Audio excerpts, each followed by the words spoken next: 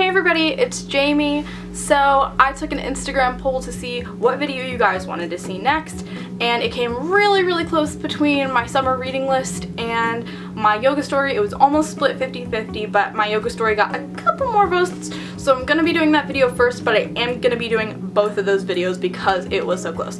So this is gonna be my yoga story, basically how I fell in love with yoga, what made me decide to want to become a teacher, where aerial yoga fits into the mix with all of this, and everything. So the first time that I had taken a yoga class, I think I was about 16, and I went with a friend from ballet.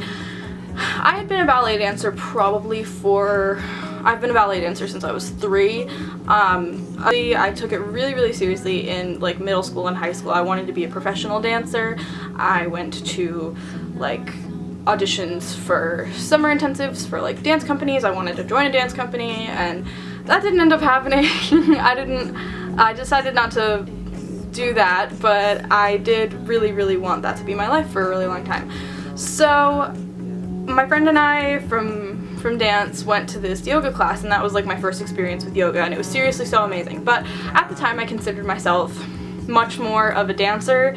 Dancer first, yogi second. Not even really yogi at all. I considered myself a dancer who had done yoga a couple times. I've obtained a couple of injuries from dance. Namely, I injured my back my senior year of high school.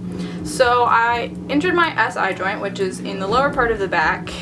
I think it's where I know it's a joint that connects two very important bones, but honestly I don't know even the details of what I did to injure it or how I injured it or what the injury really meant. I didn't get it from falling or doing something wrong or anything. It was a sustained process of slow progression of the injury getting worse. I would just wake up in the morning and it would hurt.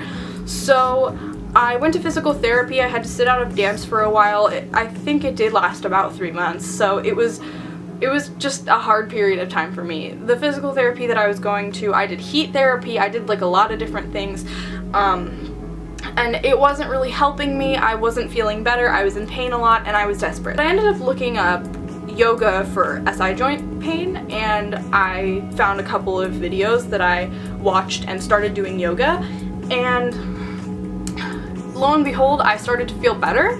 So I just kind of kept doing yoga. It would feel better right after yoga. It would pop my SI joint back into place, because I know that was a problem, that my joint wasn't that it was disconnecting somehow, and that it wasn't popping itself back into place, which sometimes an hour of physical therapy wouldn't do that. It wouldn't pop it back into place. But the yoga would help in 15-20 minutes sometimes. Eventually I started to feel a little better. It was about 2 to 3 weeks that I was doing the yoga, and it was helping. So I was able to start dancing again.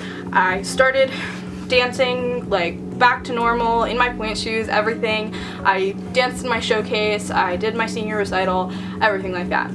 And it made me really happy and stuff, and I noticed that not only was it helping my actual physical pain, but it was calming me down a lot.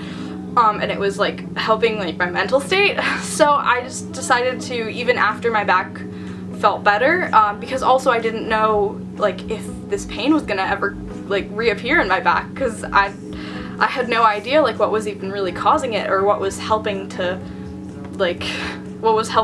fix it about the yoga. So I just kind of kept doing yoga. I explored different kinds of yoga. I continued going to classes. This was when I really started going to yoga at a studio. I went to Amazing, which is actually where I teach now. We'll get to that. So that was how I really discovered yoga, and how I found out that it was really good for me.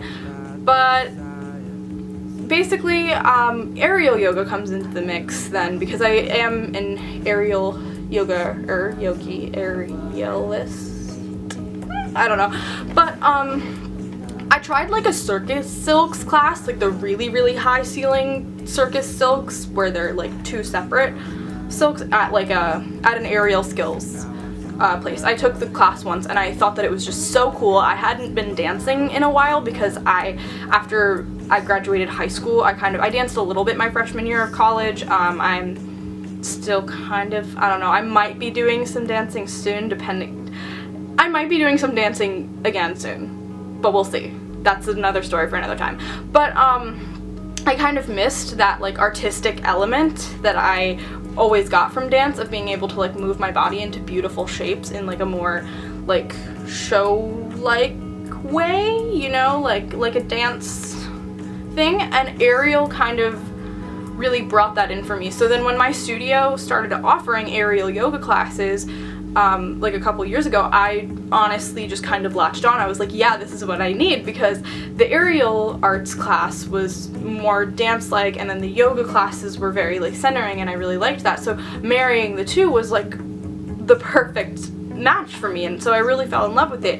And so I continued with my mat practice, I continued with my aerial practice, and when I moved to London, I really a couple months ago, I really neglected my practice. I did almost no yoga the entire time I was there, and it kind of made me a little miserable that I wasn't practicing. So when I came back, I really put myself full force into my yoga practice. I started going to my studio again. I started going to yoga multiple times a week. I have another teacher at Amazing who I seriously love. Like, all of the teachers that I work with, I can't say enough good things about them.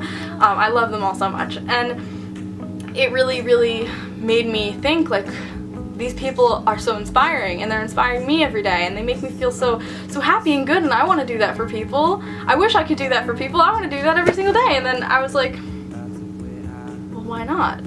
So when a teacher training popped up at my home studio, Amazing, I was like, oh my god, I have to do it. Like, I have to. So I signed up, and it ended up getting canceled because I was the only person signed up. It's a fairly small studio. So I was like really devastated. I was thinking like, oh my gosh, this isn't for me. I guess the universe just doesn't want me to be a teacher. But then the same teacher that was teaching the teacher training at my home studio, Kelly Cooter, offered a teacher training about an hour and a half from where I live. So then I was like, oh my god, it's happening, it's happening! So I went to that teacher training. So now I am teaching aerial yoga at Amazing, where it all began, and I just couldn't be happier about my yoga practice. And I think that throughout my time as a yogi, I've honestly learned so much, but it's just like the whole process of my life has kind of led me to where I am. Like, if I wasn't a dancer, then I wouldn't have found like all of the athleticism that made me fall in love with yoga. I wouldn't have found like all of the flexibility and the shapes that made me fall in love with yoga too. So I always am grateful to dance. And then if I didn't find yoga, and if I also didn't find dance, I would not have found this aerial skills aspect of my practice that has honestly changed my life, my practice, everything. So I don't know, I guess that's about it. I mean, I don't know if I have much more else to say about it. Alright, my summer reading list is coming out soon. I will post that probably whenever. But yeah.